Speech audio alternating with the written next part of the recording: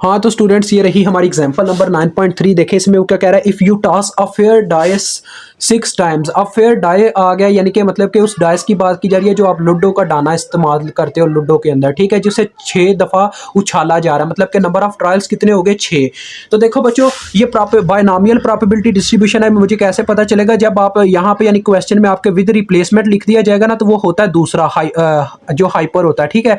ये हमारे पास बायनॉमियल है क्योंकि इसमें विद रिप्लेसमेंट होता रहता है, मतलब रिप्लेसमेंट होती रहती है, डेट्स वाई उसकी वजह से ना हमारे पास जो मतलब कि नंबर ऑफ ट्रायल्स है वो कांस्टेंट रहता है। नंबर ऑफ ट्रायल्स कांस्टेंट हो यानी सैंपल स्पेस कांस्टेंट हो, फिर तो हमारी बायनॉमियल के ही फार्मूले लगता है। जब वो आएगा आपको समझ आ जाएगी, अभी उसको छोड़ दो, भूल जाओ।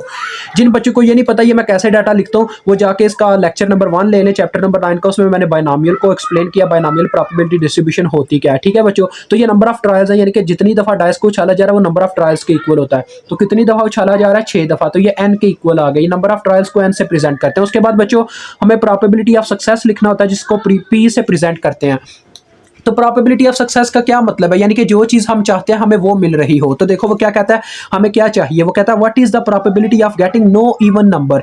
यानी कि हमने ये देखना है कि हम जो मतलब कि उछाल रहे हैं, हमें प्रोबेबिलिटी चाहिए कि नो इवन नंबर आए, यानी कि बच्चों हम चाहते हैं ऑड नंबर आए। तो देखें असल में जो अपने पास जो लूडो का दाना होता है उसके अंदर भी 6 नंबर ही होते हैं। 6 नंबर्स में कौन कौन सा होता है, 1 2 3 4 5 और 6। इसमें बच्चों देखो मैं इवन नंबर नहीं चाहता, इसका मतलब मेरा दिल है कि ऑड नंबर आए। ऑड नंबर कौन कौन सा है, 1 3 और 5, 3 ऑड नंबर हैं। तो अगर मैं इसकी क्या नाम है प्रोबेबिलिटी निकालना चाहूँ ऑड नंबर्स की, तो वो क्या निकलेगी, फेवरेबल चांसेस अवर सैंपल स्पेस इसका 6 के इक्वल है, ठीक है जी, साफ आपको नजर आ रहा है क्योंकि इसमें टोटल जो हमारे पास नंबर है वो 6 हैं। इससे नहीं पता चलता, ये नंबर ऑफ ट्रायल्स एक अलग चीज़ है, ठीक है, ये चीज़ याद रखना।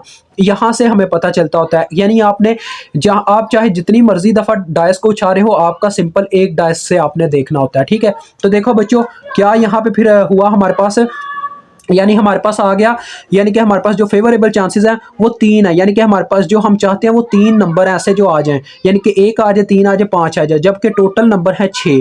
तो ये क्या आ जाएगा, बराबर आ जाएगा 1/2 के, यानी कि इसके 50% चांसेस हैं। अब देखो बच्चों क्यू, इसके बाद फेलियर, प्रोबेबिलिटी ऑफ फेलियर भी हमें चाहिए होता है फार्मूले के लिए, तो वो क्यू के इक्वल होता है, ठीक है।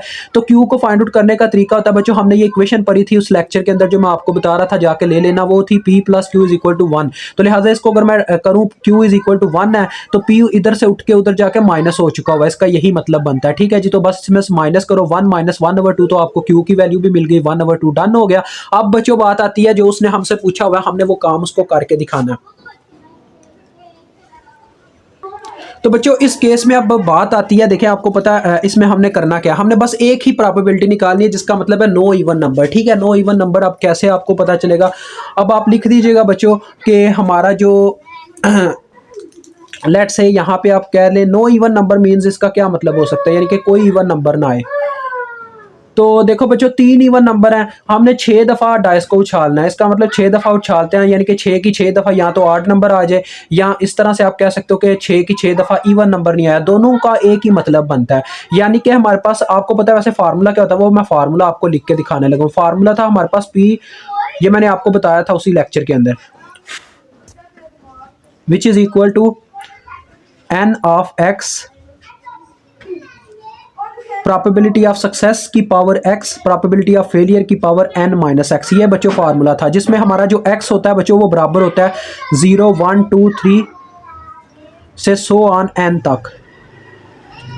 अब यहाँ पे हमने बच्चों प्रोबेबिलिटी डिस्ट्रीब्यूशन नहीं निकालनी, जब आपसे प्रोबेबिलिटी डिस्ट्रीब्यूशन का पूछा हो तब हमने हर एक वैल्यू पुट करनी होती है x की n तक, ठीक है। n हमारा 6 है, अगर तो वो प्रोबेबिलिटी डिस्ट्रीब्यूशन पूछता फिर हम 6 तक जाते, लेकिन यहाँ पे 6 तक जाने का कोई मतलब ही नहीं बनता, ठीक है। यानी कि 6 का ये मतलब बनता था, अगर मैं 6 तक जाता यानी प्रोबेबिलिटी डिस्ट्रीब्यूशन का मतलब ये बनता कि यानी कि ऐसा होता कि मैंने एक डाइस फेंका, एक दफ़ा डाइस को फेंका तो मेरे पास इवन नंबर आया, दूसरी दफ़ा फेंका फिर इवन नंबर आया, या ये हो सकता है एक दफ़ा भी इवन नंबर नहीं आया, दूसरे में इवन नंबर आ गया, तीसरे में आ गया, इस तरह से मतलब कई केसेस बन जाते हैं, ये समझ लो, ठीक है।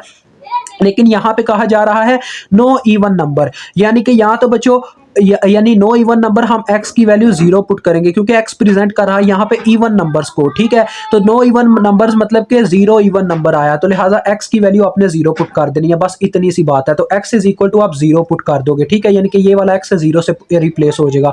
इसका मतलब बच्चों होता है NCX, ये NCX के बराबर होता है। तो यहाँ पे n की क्या वैल्यू है 6 और साथ में c कॉम्बिनेशन मतलब के, और बट यहाँ पे x की वैल्यू जो कि आपको पता है 0 है।